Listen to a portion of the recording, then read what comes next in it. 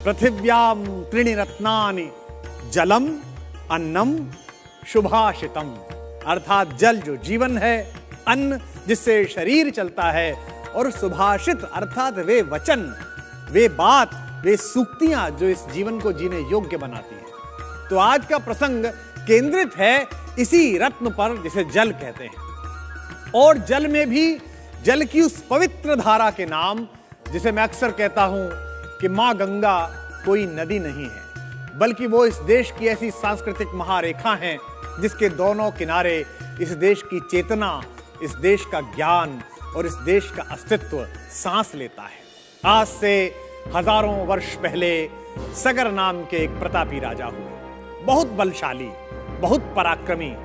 उनके 60,000 पुत्र थे। एक दिन राजा सगर ने अपने 60,000 पुत्रों के साथ मिलकर अश्वमेध यज्ञ करने का निर्णय लिया। अश्वमेध यज्ञ में एक घोड़ा छोड़ा जाता है और यह घोड़ा जहां जहां से होकर गुजरता है, उस राज्य का वह हिस्सा उस राजा का हो जाता है। और इस घोड़े को जो कोई रोकता है, उसे राजा से युद्ध करना पड़ता है और जीतना पड़ता है, अन्यथा अपना राज्य हारना पड़ता है। तो राजा सगर ने अश्वमेध करने के लिए एक बहुत ही शक्तिशाली घोड़े को छोड़ा। वह इतना शक्तिशाली था कि तीनों लोकों में कहीं भी जा सकता था, और उसके स्वामी स्वयं इतने शक्तिशाली थे कि उस घोड़े को रोकने पर जो युद्ध करने की स्थिति आती थी, ऐसी शक्ति उस समय पृथ्वी के किसी राजा में नहीं थी। जब यह बात स्वर्ग के सम्राट, देवताओं के राजा इंद्र को पता चली, तो वो बहुत चिंतित हो गए। उन्होंने एक योजना बनाई। उन्होंने उस घोड़े को चुरा लिया और उसे ले जाकर कपिल मुनि के आश्रम में बांध दिया। राजा सगर ने उस यज्ञ की जिम्मेदारी अपने सबसे बड़े बेटे अंशुमान को दे रखी थी। उनके भाइयों ने देखा कि वह घोड़ा तो कपिल मुनि के आश्रम में बंधा हुआ है। अंशुमान के भाइयों को यह लगा कि घोड़ा जरूर कपिल मुनि ने ही चुराया होगा, और उन्होंने बिना कुछ सोचे समझे कपिल मुनि के आश्रम पर तुरंत आक्रमण कर दिया। साधना में लगे हुए कपिल मुनि, उनको तो पता भी नहीं था कि बाहर क्या फजीता हो गया है। जब आश्रम पर आक्रमण हुआ, तब जाकर उनकी तपस्या भंग हुई। तो तपस्या से जो ऊर्जा उनकी आंखों से निकली, उसमें वे 60 के 60,000 लोग जलकर भस्म हो गए। जब उसे पता चला कि उसके भाइयों ने यह अनर्थ कर दिया है और कपिल मुनि ने उन्हें दंड दिया है, तो अंशुमन तुरंत कपिल मुनि के आश्रम पर जा पहुंचे। वहां उन्होंने मुनिवर से अपने भाइयों के इस कर्म पर, जो बिना तर्क बिना सोच के किया गया था, इसके लिए क्षमा मांगी, और उदार हृदय मुनिवर कपिल ने अंशुमान को क्षमा कर दिया और उसके भाइयों को क्षमा कर दिया।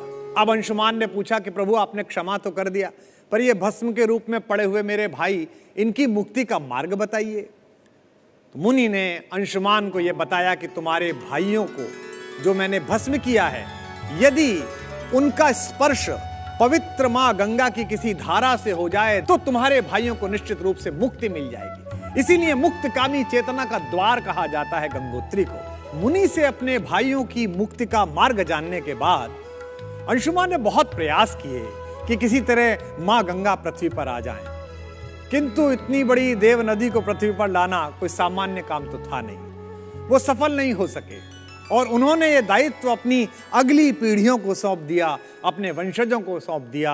और एक यशस्वी वंशज ने अपने पूर्वज की इस प्रतिज्ञा को मूर्त करने के लिए अखंड तप किया, और उन्हीं के द्वारा पृथ्वी पर लाए जाने के कारण माता गंगा को भागीरथी भी कहा जाता है।